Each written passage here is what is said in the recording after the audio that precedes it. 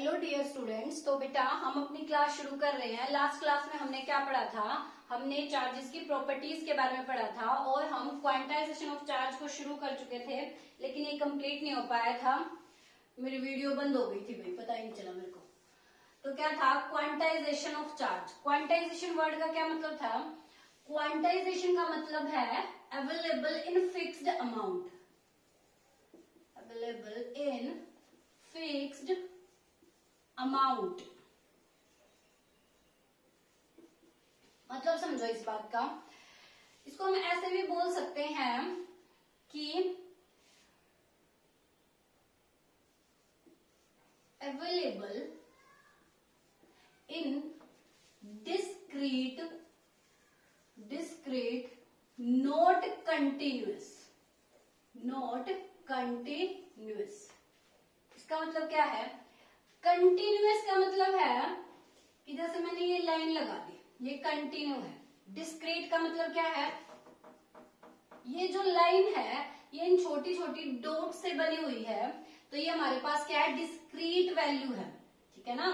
जैसे ये हमारे पास इन डॉट्स की डिस्क्रीट वैल्यू है। अगर ये पूरी लाइन है तो क्या है? कंटिन्यूअस है। सेम कि जो हमारे पास चार्ज है ना वो डिस्क्रीट फॉर्म में, कंटिन्यूअस फॉर्म में नहीं है। मतलब ये लाइन है जैसे 1 2 3 4 5 इस तरीके से अवेलेबल है ये लाइन्स, ठीक है। कंटिन्यूअस होने का मतलब यहाँ पर 1 है, देन हमारे पास 1.5 है, देन 2 है, देन 2.5 है, 2.7 है, देन अपने पास 3 है, ठीक है। यानी कि इस फॉर्म में नहीं है, ये हमारे पास कैसे है? डिस्क्रीट फॉर्म में है। इसको क्वांटाइजेशन को ऐसे समझो, मान लो तुम शॉप पे इरेजर, शार्पनर, पेंसिल, पेन ऐसे लेने जाते हो, तो ऐसे तो नहीं बोलते कि 1.5 पेन दे दो, 1.7 पेन दे दो। ऐसे ही बोलते हैं 2 पेन दे दो, 3 पेन दे दो। समझ गए ना? ये तो नहीं है कि हम जाके ये बोल दे कि 2.7 पेन दे दो हमें, ठीक है। यानी कि कुछ ऐसी टर्म्स हैं जो डिस्क्रीट यानी कि फिक्स्ड अमाउंट में ही मिलती हैं। तो चार्ज हमारे पास उसी का एग्जाम्पल है कि ये फिक्स अमाउंट में ही मिलता है।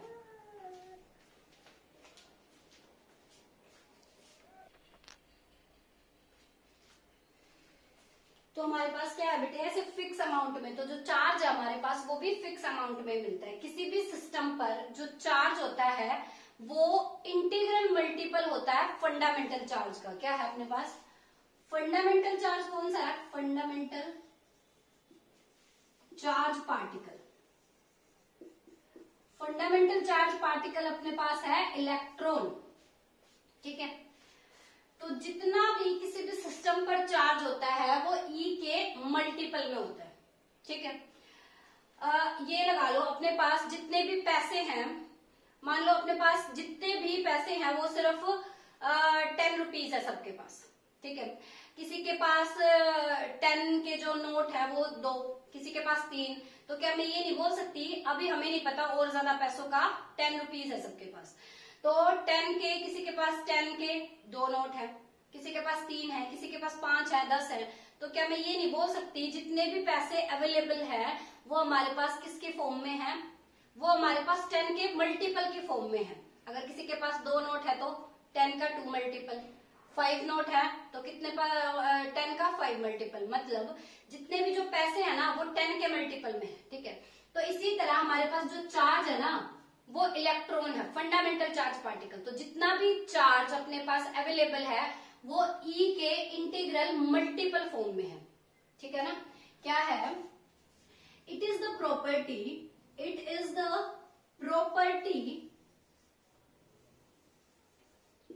of charge by virtue the total charge exists on a body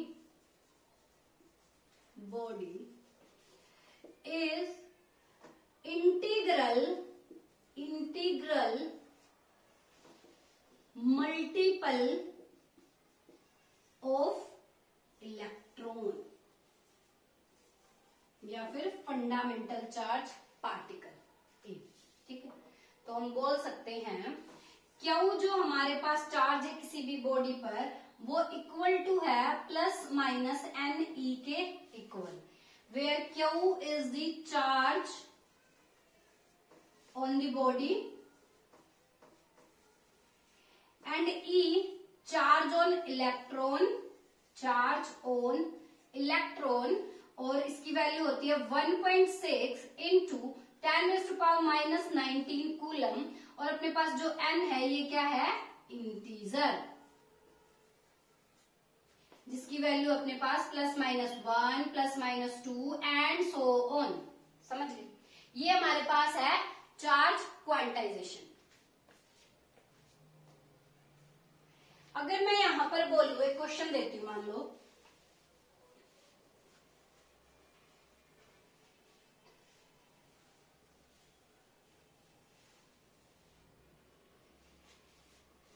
question है can a body have charge, first है अपने पास 8 इंटू 10⁻⁻19 कूलम, ठीक है। सेकंड है अपने पास चार्ज दे रखा है 0.8 इंटू में 10⁻⁻19 कूलम, ठीक है। तो हम चेक करेंगे क्या किसी भी बॉडी पर ये चार्ज एग्जिस्ट कर सकता है, इसको चेक करेंगे। तो क्यू की वैल्यू हमें दे दी 8 इंटू में 10⁻⁻19 कूलम, तो अपने पास है क्यू इज इक्वल टू में एन ई, अभी पढ़ के आए हैं, ये हो गया 8 into 10⁻⁻19 is equal to N की वैल्यू हमें फाइंड आउट करनी है 1.6 इंटू 10⁻⁻19, ये कैंसिल आउट, ये हो गया n is equal to 8 into 1.6 is equal to 80/6, कितना आ गया 5, किसमें आ गई, इंटीजर में वैल्यू, ठीक है। तो ये हमारे पास चार्ज क्या करेगा, एग्जिस्ट। अगर मेरे को ये चेक करना हो तो Q is equal to N E, Q की वैल्यू 0.8 इंटू में 10⁻⁻19 is equal to N E की वैल्यू 1.6 इंटू में 10⁻⁻19, ये अपने कैंसिल, यहाँ पे हो गया n इज इक्वल टू में 0.8 बाय 1.6, कितना आ जाएगा ये 0.5, ठीक है। तो ये हमारे पास क्या, किसी बॉडी से जो इलेक्ट्रॉन है वो 1.5 इलेक्ट्रॉन या हाफ इलेक्ट्रॉन जा सकता है, तो ये हमारे पास एग्जिस्ट नहीं करेगा। क्या कारण है क्वांटाइजेशन का, कॉज ऑफ क्वांटाइजेशन, क्वांटाइजेशन क्या होता है, ड्यूरिंग रबिंग, जब हम दो बॉडीज को आपस में रब कर रहे हैं और एक से दूसरी पे इलेक्ट्रॉन ट्रांसफर हो रहे हैं, तो वो एक से जब दूसरी बॉडी पे इलेक्ट्रॉन ट्रांसफर हो रहे हैं तो वो हमेशा या तो इलेक्ट्रॉन अपने पास 1 इलेक्ट्रॉन जाएगा, 2 इलेक्ट्रॉन जाएंगे, 5 इलेक्ट्रॉन जाएंगे, 10 इलेक्ट्रॉन जाएंगे, 100 इलेक्ट्रॉन जाएंगे, ऐसे कभी नहीं जाएगा 1.5 इलेक्ट्रॉन चला गया कि आधा इलेक्ट्रॉन तो दूसरी बॉडी में चला गया, आधा इलेक्ट्रॉन यहाँ पे है, नहीं। 2.5 इलेक्ट्रॉन चला गया, नहीं। हमेशा जो हमारे पास इलेक्ट्रॉन ट्रांसफर होंगे वन बॉडी टू अनदर, वो हमेशा इंटीजर की फॉर्म में ट्रांसफर होंगे। During rubbing two bodies against each other, then electron transfer from one to another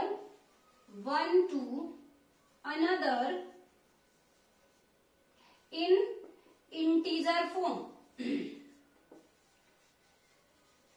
तो इसलिए हमारे पास क्या है, चार्ज इज क्वांटाइज्ड। समझ में आई ये प्रॉपर्टी। इससे रिलेटेड हम एक क्वेश्चन करते हैं बहुत अच्छा, जैसे हमें बोल देंगे कि how many positive and negative, question है बेटा, how many positive charge and negative charge can exist in a cup of water,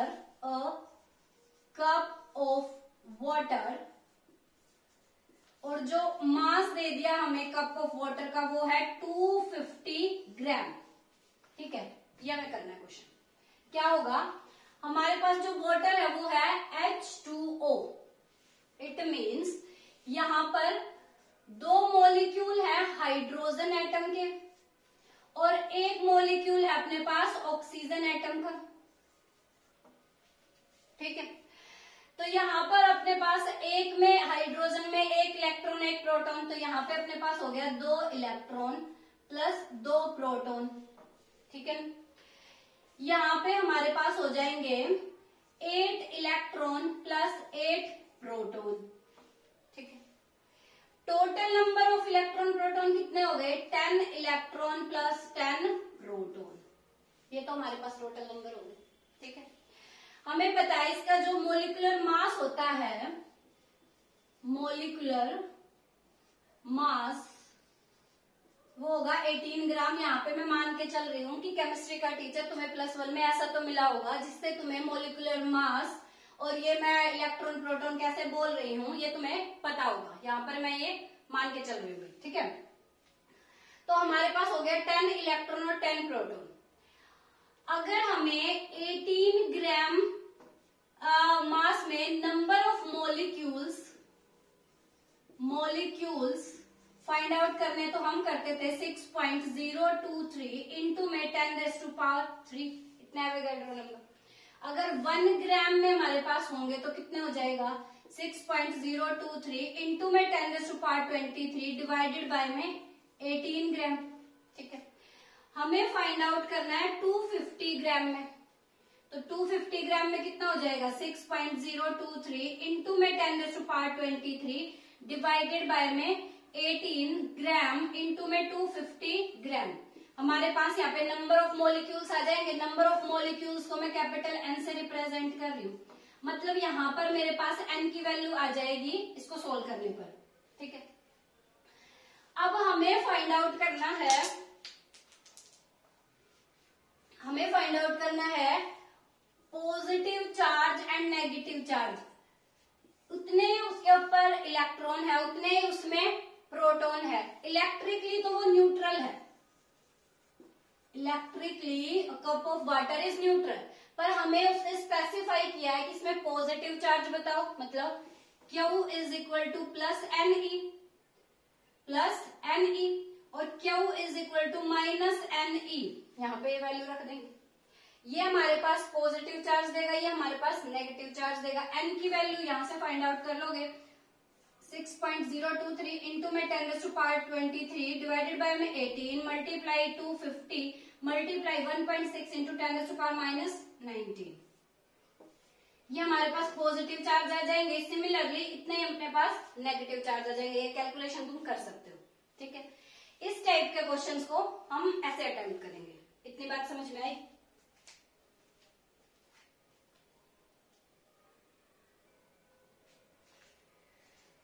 यहाँ पर मैं तुम्हें एक क्वेश्चन होमवर्क के लिए दे रही हूँ, उसका आंसर तुम कमेंट बॉक्स में लिखोगे।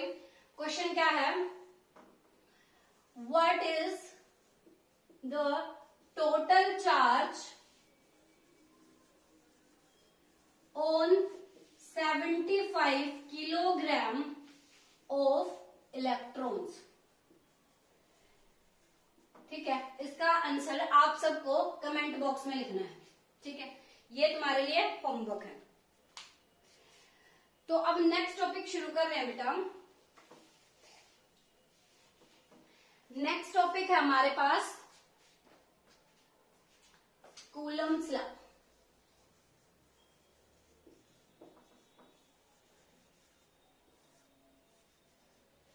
क्या है कूलम्स लॉ? कूलम्स लॉ हमारे पास 2 पॉइंट चार्जेस के बीच में लगने वाला फोर्स होता है। ठीक है, ये हमारे पास क्या है? It states that force of attraction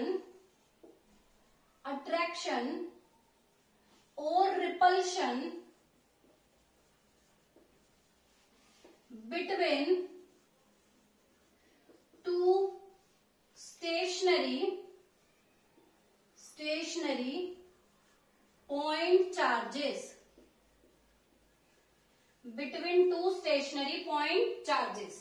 उनके बीच में लगने वाला फोर्स है ये, ठीक है। तो वो फोर्स क्या होगा, मान लो अपने पास एक पॉइंट चार्ज है ये Q1, एक हमारे पास पॉइंट चार्ज है Q2। These two charges are separated by a distance r, ठीक है। ये किसी डिस्टेंस r से सेपरेटेड है, तो इन पर लगने वाला फोर्स हम स्टार्टिंग में मान रहे हैं कि जो Q1 है और Q2 है वो हमारे पास है पॉजिटिव, ठीक है, या होंगे नेगेटिव। तो इन पर जो फोर्स लगेगा वो इसको इस तरफ रिपेल करेगा, यहां पर लगेगा, इस डायरेक्शन में फोर्स लगेगा। अगर हमारे पास Q1 हो जाए पॉजिटिव और Q2 हो जाए नेगेटिव, तो फोर्स हमारे पास क्या होगा, ये इसको अट्रैक्ट करेगा, ये इसको अट्रैक्ट करेगा, ठीक है। स्टार्टिंग में अभी हम मान के चल रहे हैं कि both the charges have same polarity, तो यहाँ पर जो लगने वाला फोर्स है इलेक्ट्रोस्टैटिक फोर्स, ये हमारे पास F, ठीक है। यानी कि ये जो फोर्स है F वो डायरेक्टली प्रोपोर्शनल होगा ये जो चार्जेस है इनकी प्रोडक्ट के, and force is inversely proportional to square of distance between them, ठीक है। क्या है, first is directly proportional product of charges। Second क्या है, inversely proportional to the square of distance between them, ठीक है। यानी कि therefore F is directly proportional to Q1 Q2 divided by में R स्क्वायर, ठीक है। अब ये +1 में तो दिमाग में रह गया होगा कि इस प्रोपोर्शनलिटी को हटाएंगे तो यहाँ पर आएगा एक कांस्टेंट, ये तो हम बहुत अच्छे से जानते हैं, K Q1 Q2 divided by में R स्क्वायर, ठीक है। और ये हमारे पास एक प्रोपोर्शनलिटी कांस्टेंट है जिसे हम बोलेंगे इलेक्ट्रोस्टैटिक्स फोर्स कांस्टेंट, ठीक है। इसके बारे में अभी डिटेल में बात करेंगे। अभी हम इसका नाम जानते हैं क्या है, इलेक्ट्रोस्टैटिक फोर्स कांस्टेंट। अब देखो बेटा, ये जो फोर्स लग रहा है मैंने बताया अगर ये अट्रैक्टिव होंगे तब भी हमारे पास एक दूसरे को अट्रैक्ट कर रहे हैं तो इस डायरेक्शन में लगेगा, अब रिपेल कर रहे हैं तो ये इस डायरेक्शन में फोर्स लग रहा है, ठीक है। यानी कि ये जो फोर्स लग रहा है, ये जो इलेक्ट्रोस्टैटिक फोर्स लग रहा है always act along line joining two charges, हमेशा उस लाइन के अलोंग एक्ट करेगा जो इन चार्जेस को कनेक्ट कर रही है, ज्वाइन कर रही है, ठीक है। इतनी बात तुम्हें ध्यान रखनी है। अब हम के बारे में थोड़ी सी बात करते हैं।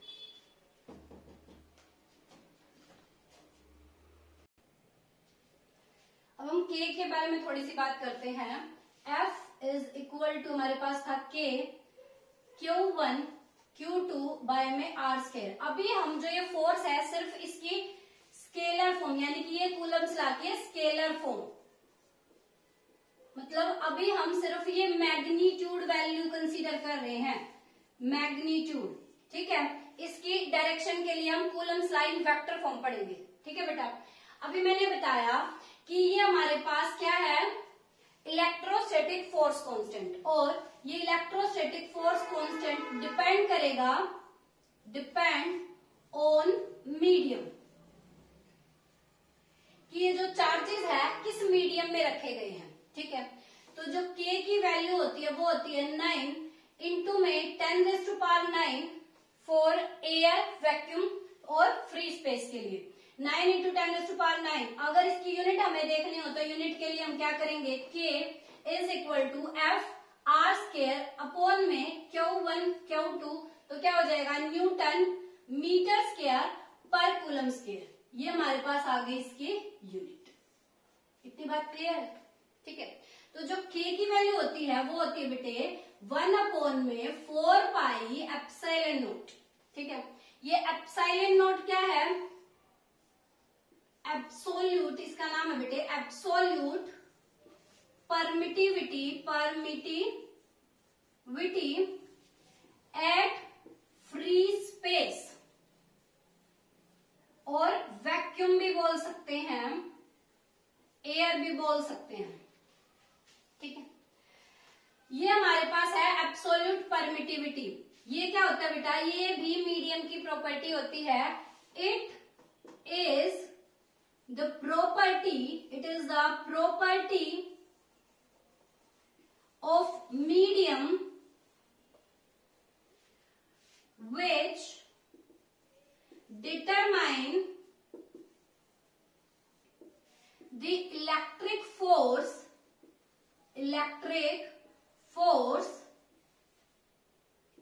between two charges। क्या है ये किसी भी मीडियम की प्रॉपर्टी है, जिस मीडियम में उन चार्जेस को रख रहे हैं वहां पर फोर्स को डिटरमाइन करेगी कि यहाँ पर फोर्स कितना स्ट्रॉन्ग है, कितना वीक है, या किस टाइप का है। यानी कि ये लगा लो, ये प्रॉपर्टी है किसी मीडियम की चार्ज को होल्ड करके रखने की। ठीक है, ये हमारे पास है एब्सोल्यूट, क्या नाम है इसका? Absolute permittivity. इतनी बात तुम्हें क्लियर हुई? इसकी भी वैल्यू हमारे लिए ये होता है बेटा, ये नोट का मतलब है यहाँ पे, ये वैल्यू किसके लिए है? एयर, वैक्यूम और फ्री स्पेस के लिए। इसकी एप्सिलॉन नोट की वैल्यू होती है अपने पास 8.85 इंटू 10⁻⁻12, और जो इसकी यूनिट होगी वो क्या हो जाएगी? कूलम स्क्वायर पर न्यूटन मीटर स्क्वायर। इसकी रिवर्स हो जाएगी। इतनी बात समझ में आई? अब देखो आगे,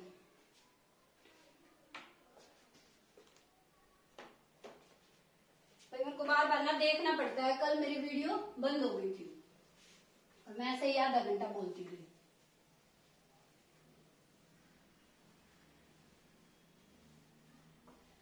अब है F is equal to K, अपने पास आ गया Q1 Q2 डिवाइडेड बाय में R स्क्वायर, या फिर 1/4πε0 Q1 Q2 bye R square.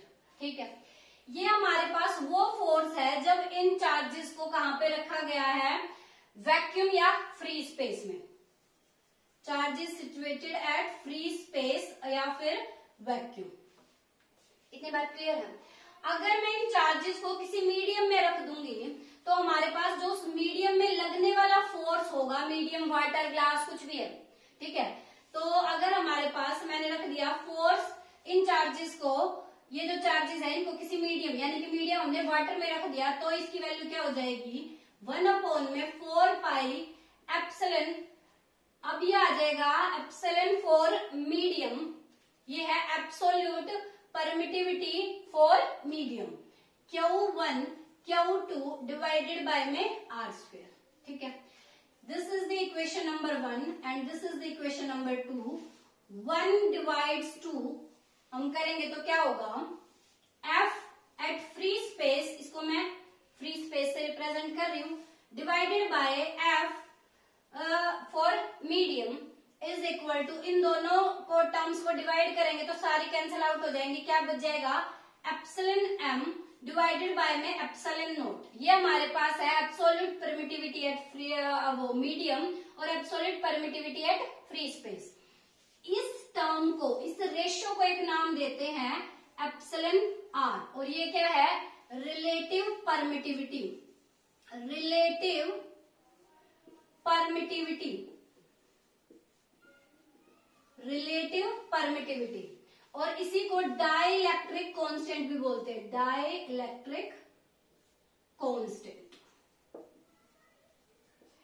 यानी कि डाइलेक्ट्रिक कांस्टेंट या रिलेटिव परमिटिविटी को डिफाइन कर सकते हैं, it is the ratio of absolute permittivity in medium to absolute permittivity at free space, या इसको हम फोर्स की टर्म में भी डिफाइन कर सकते हैं।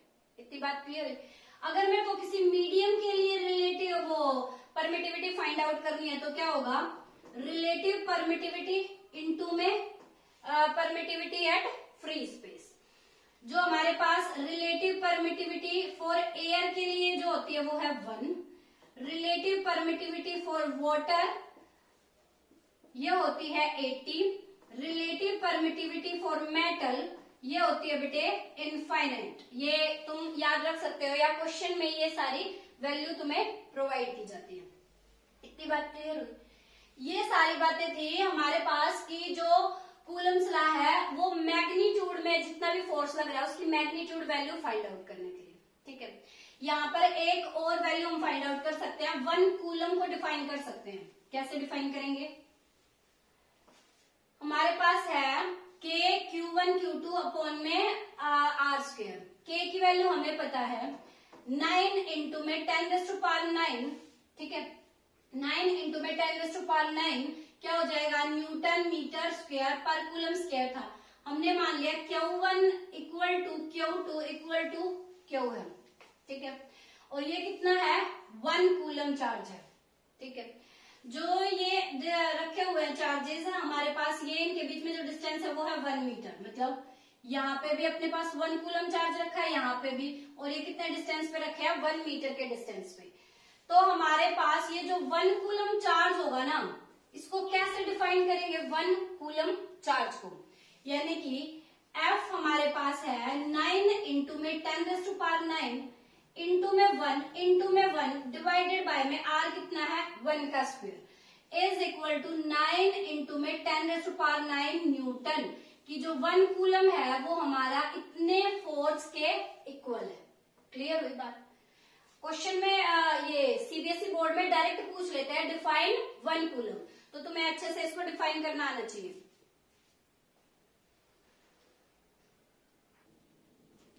यानी कि 1 कूलम चार्ज को मैं कैसे डिफाइन कर सकती हूं, 1 coulomb charge is that amount of charge, that amount of charge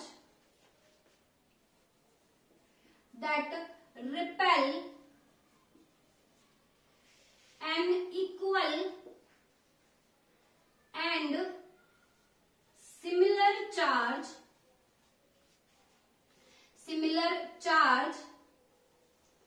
with 9 into 10⁹9 Newton force, with इतने Newton force which are separated